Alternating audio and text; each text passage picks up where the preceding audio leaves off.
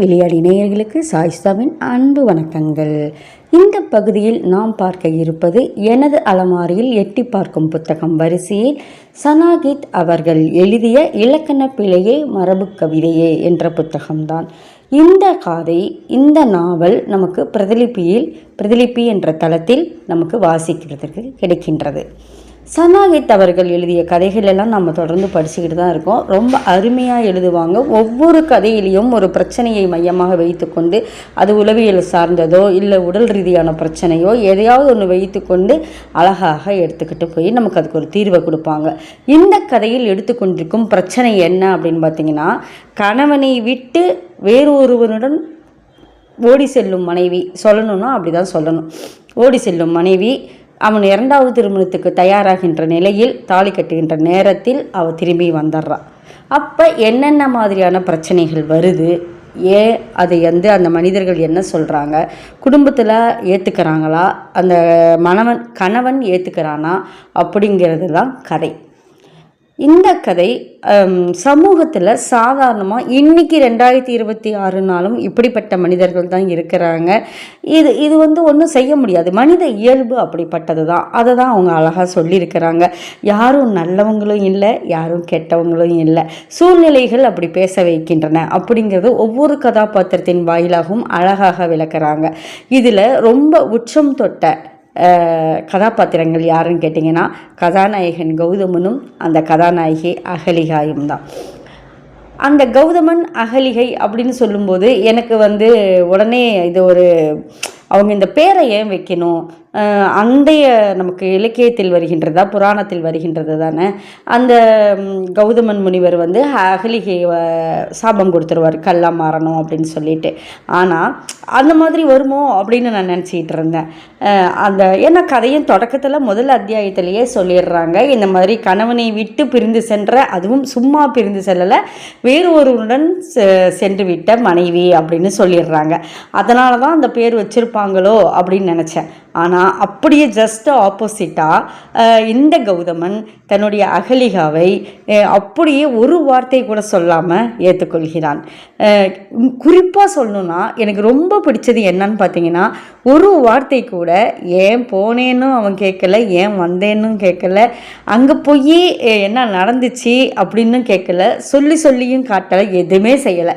அவன் பாட்டுக்கு அவன் இருக்கிறான், தன்னுடைய அறையிலேயே இடம் கொடுக்கின்றான், மனைவியுடன் தாம்பத்தியமும் அவன் நடத்துகின்றான், எல்லாமே செய்கிறான்.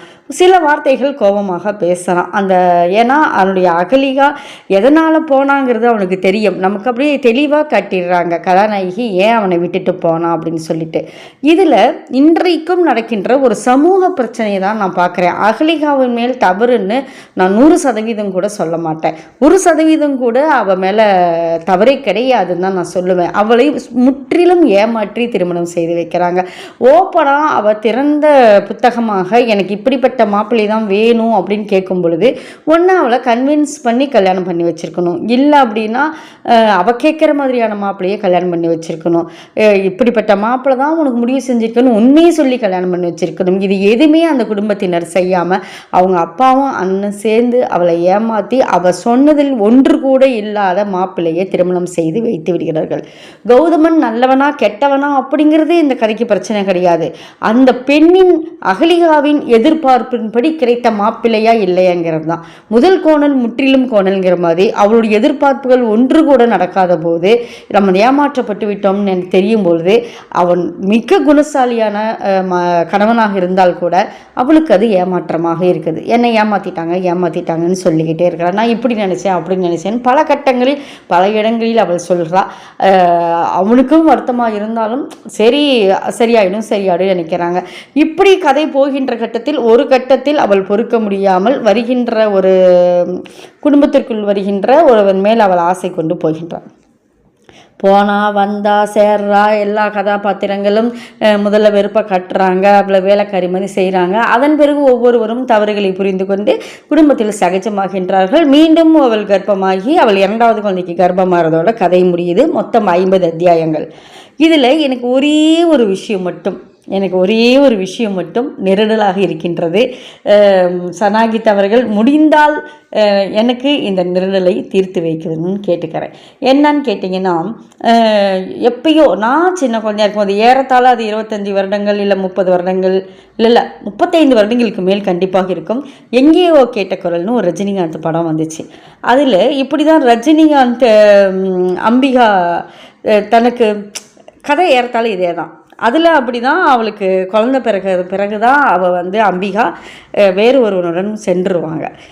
அதே மாதிரி திரும்பி வருவாங்க. ஆனால் இந்த கதையில் வர மாதிரி இவங்க வீட்டுக்கு வரதில்லை, தனியாகவே இருப்பாங்க, செய்வாங்க, தனியாகவே இறந்துடுறாங்க.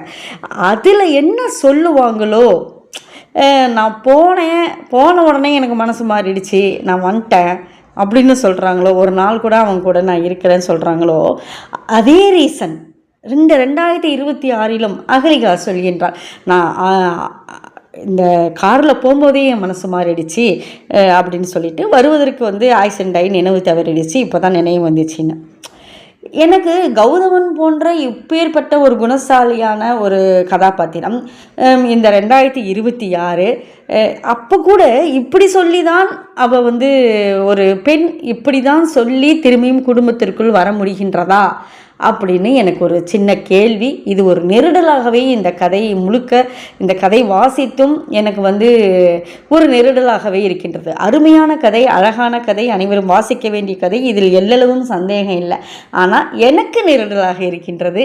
முடிந்தால் சனாகித் அவர்கள் ஏன் அப்படி அந்த கதாபாத்திரத்தை வைத்தார் அப்படிங்கிறத எனக்கு ஒரு கமெண்ட்ஸ் பாக்ஸில் சொன்னால் கூட எனக்கு சந்தோஷம்தான். என்னுடைய ஒரு மன சந்தேகத்துக்கு அது திருப்தியாக இருக்கும். மற்றபடி அனைவரும் வாசியுங்கள்.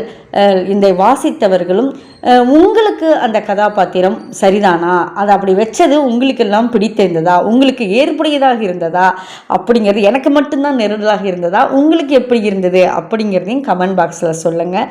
மீண்டும் நல்லதொரு கதையுடன் உங்களை வந்து சந்திக்கும் வரை உங்களிடமிருந்து விடைபெறுவது உங்கள் சாய் சுதா. நன்றி, வணக்கம்.